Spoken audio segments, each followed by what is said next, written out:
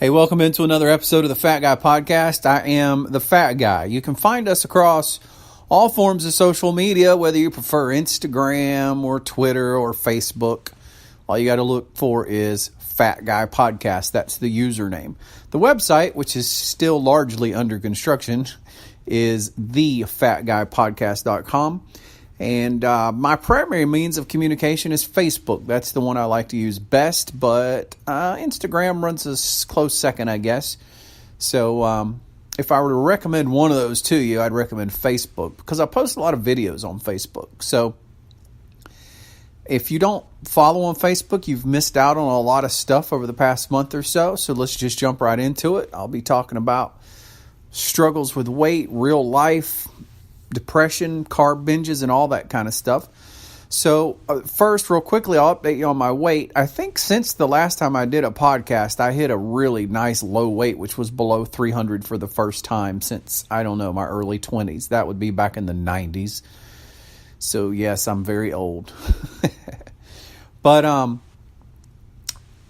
right about the time I hit that low weight, my mom was hospitalized for the last time as she began her last few weeks of struggling with to overcome ovarian cancer. And it was pretty clear to me and the doctors and everybody else she would not make it. My mom, who was a very strong person, as a matter of fact, I think it was 2 or 3 days before she passed away. And she'd been basically in a coma for 3 days before that, but she'd had a rally. Apparently cancer patients have a rally. And she was very strong one day. Just out of the blue, she was very strong. And she's like, I don't think I'm ready to go yet or something. And I'd read about rallies, so I knew that was probably what it was. But nevertheless, she did not win the battle, and she passed away on September the 7th. So I had been in the hospital for right at 4 weeks, and the last 2 weeks I never left. I only left occasionally in the 2 weeks prior to that. So all of my eating was in a hospital.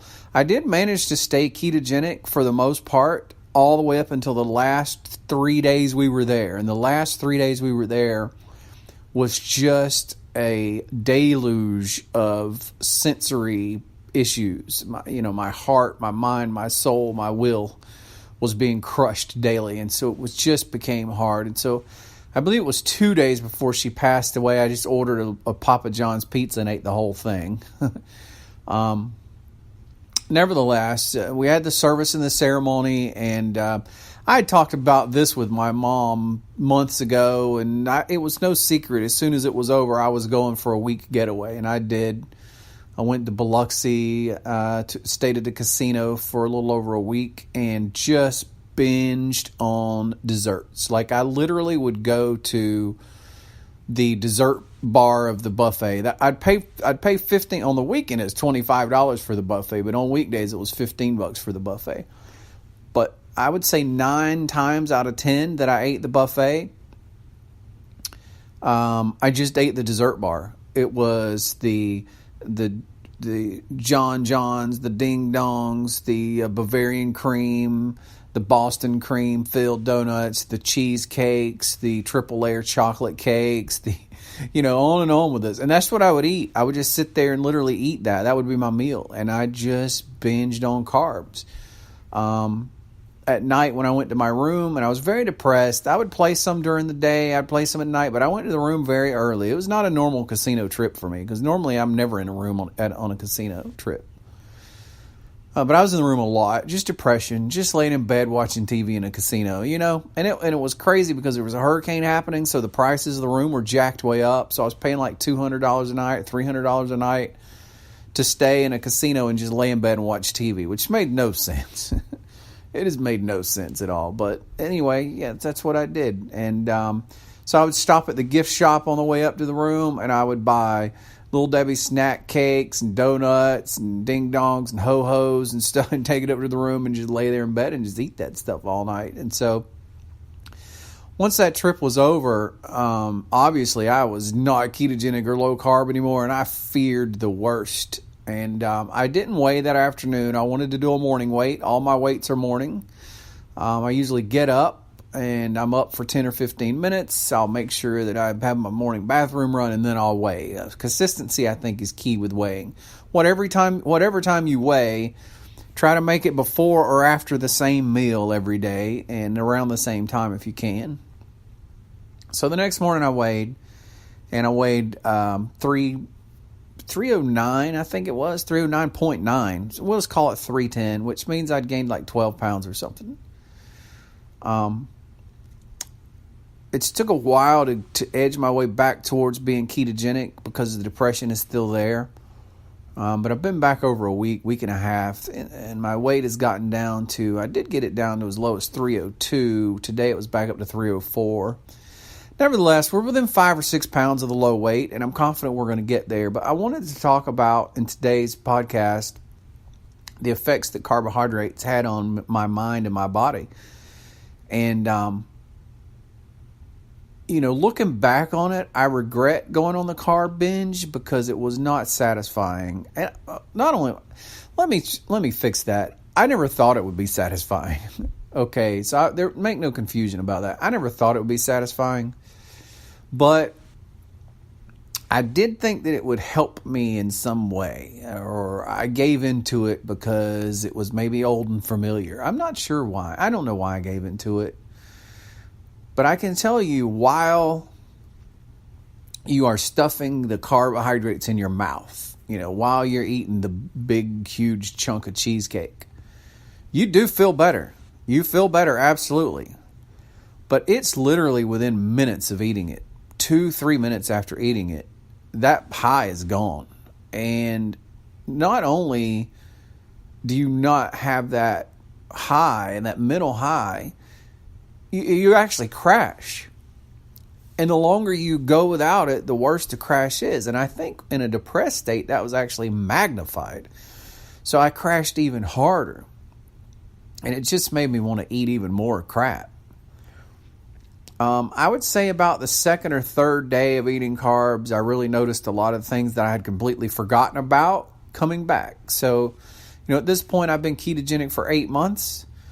And so a lot of these things that are coming back are things I used to have, but it's been so long since I had them, I forgot I had them. So what was that? Well, sluggishness started coming back. Feeling tired and run down started coming back. Aches and pains in my joints, my knees, my shoulders, my back. All these pains started coming back. So all this horrible stuff within just a few days was coming back. And then within a couple more days, it was back with a vengeance. Now, I'll say that the laying in bed thing and the lethargy thing, or lethargy, I think is the proper way to say it.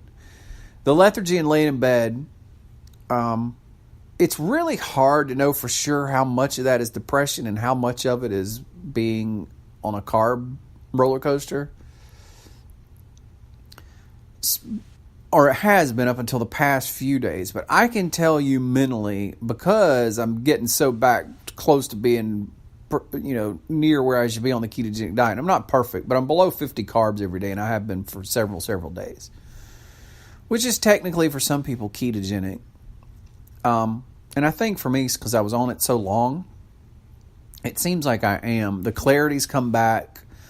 I noticed late yesterday, and I've noticed for the most of the day that a lot of the lethargy is gone. I've noticed that my clarity of thoughts really seems to be back good. I'm starting to feel a little motivated. And so I say that to say this.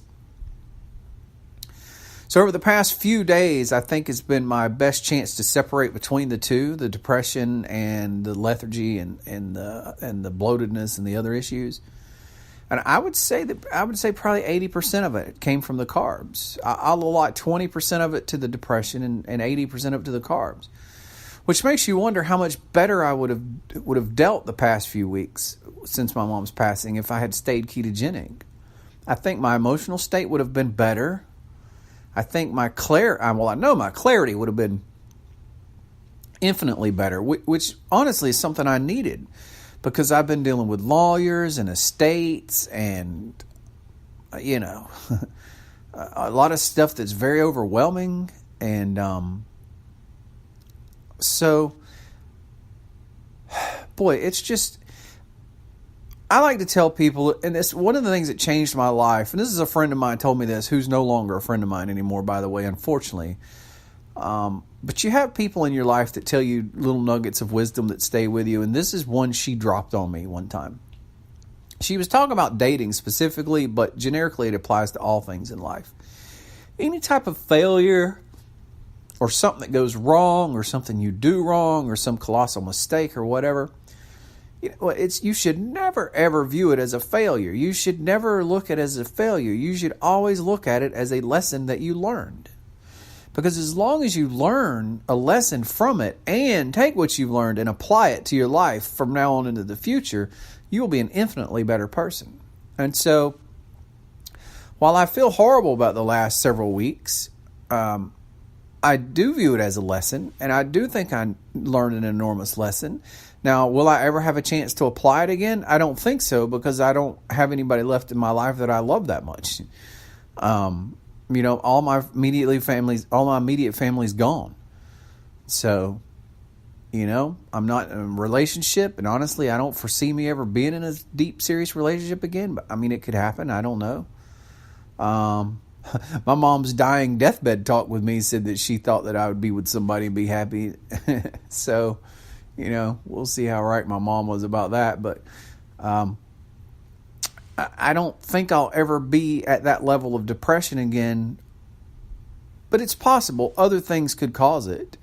I could lose a leg or become paralyzed or have some kind of life-altering physical thing happen to me, or I could lose everything I own and be homeless, I guess.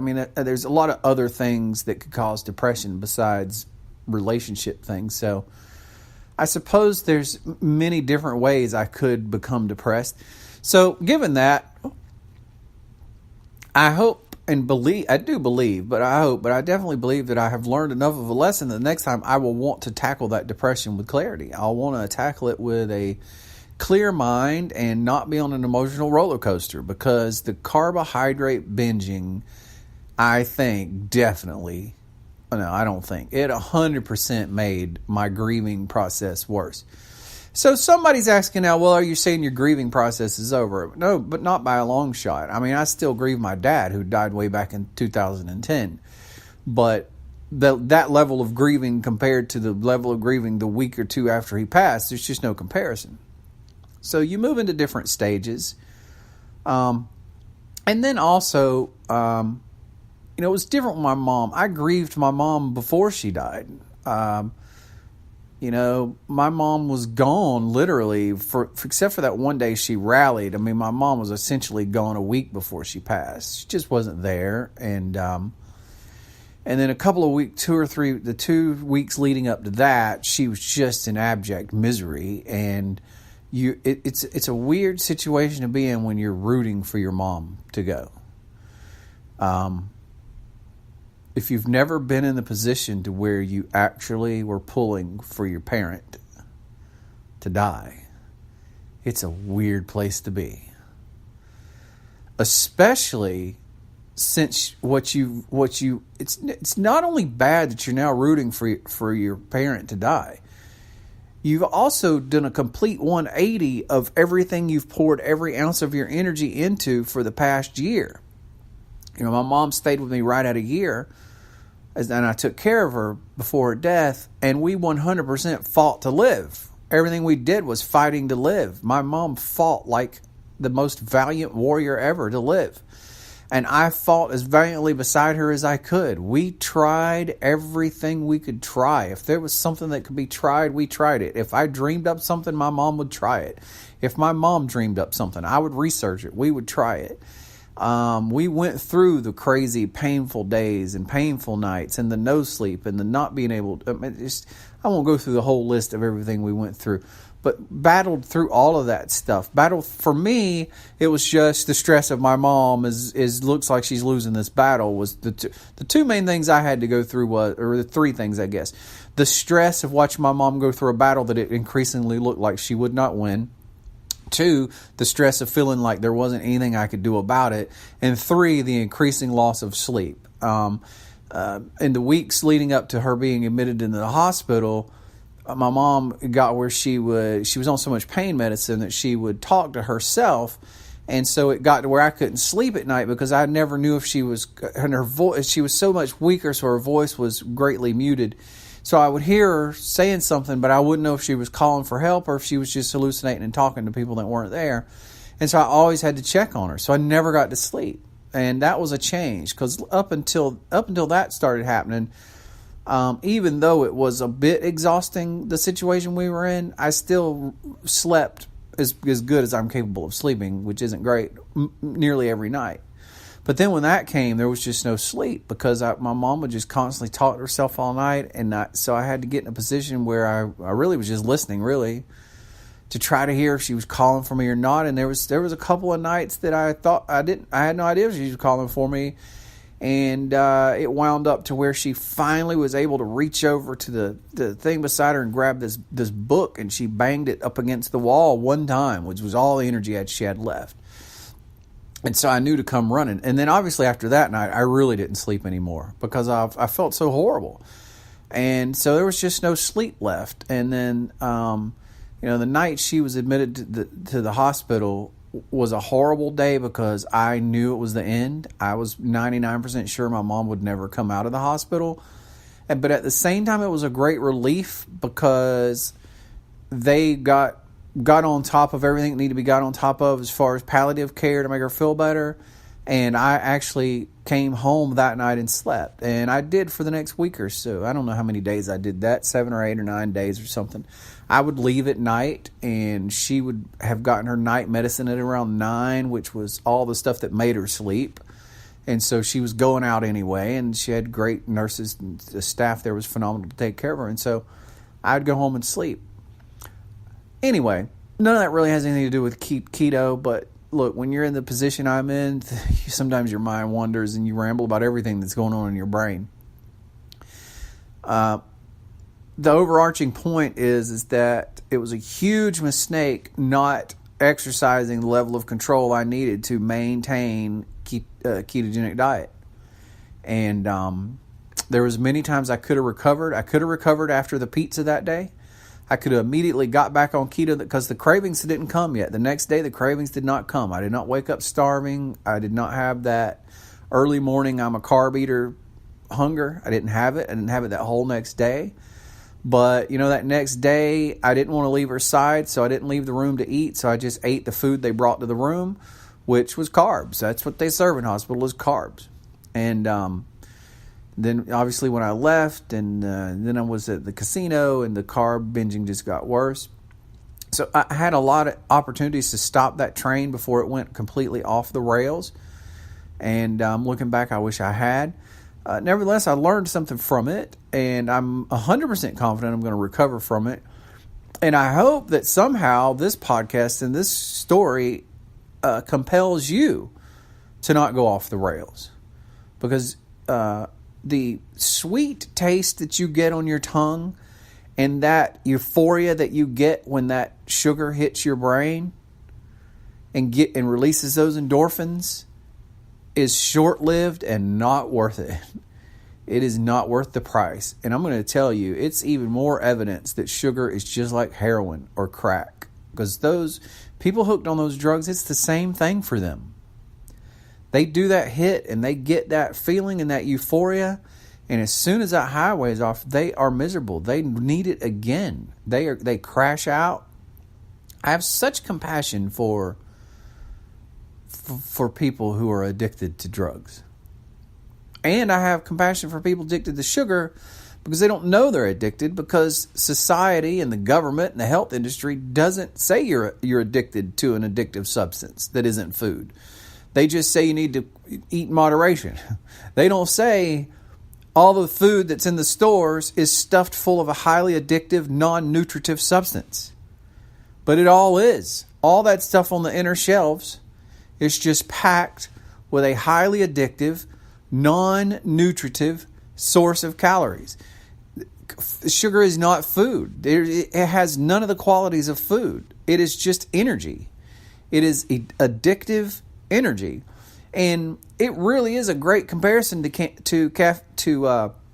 cocaine.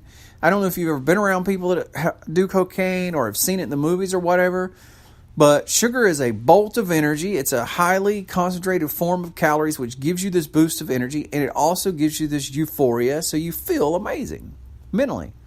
Cocaine does the same thing. We don't call cocaine food. Nobody's saying cocaine is food.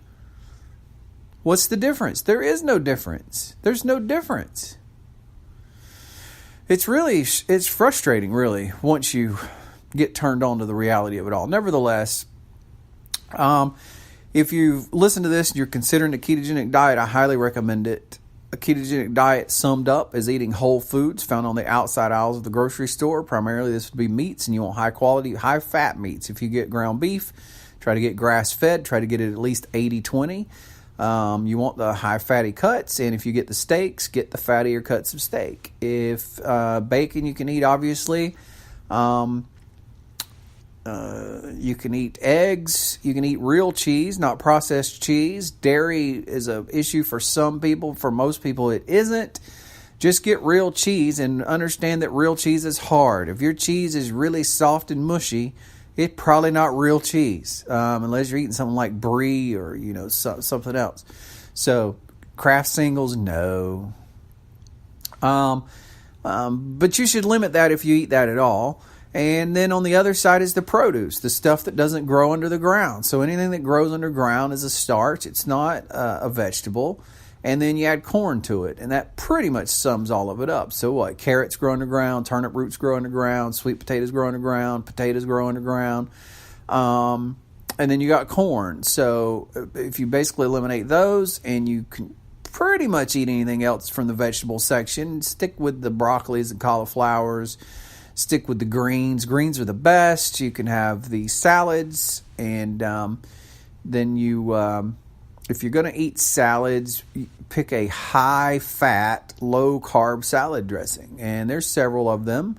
Just read the labels and try to get something that isn't full of junk. And I guess that pretty much sums it up. And then obviously you can't drink colas and sweet tea anymore. That's got to go, and the bread and pasta's out. So, in America, we live off of Coke, bread, and pasta. That's 90% of the American diet. Coke or sweet tea, or any soda, not necessarily Coke. So let me change it to soda, sweet tea, pasta, bread, potatoes. That's the American diet. And America is fat. And America's dying. So if you just take stuff America eats and stop eating it and start eating something different, it should be no surprise that your health outcome will change. Anyway, guys, thanks for listening to the podcast. You can subscribe if you happen to find this by accident somewhere and you go, I'd like to subscribe. We're definitely on the Apple Podcasts, also known as what used to be called iTunes. We're also in the Google Play Store. And we're in all forms of social media. Just look for Fat Guy Podcast. All right. Thanks a lot.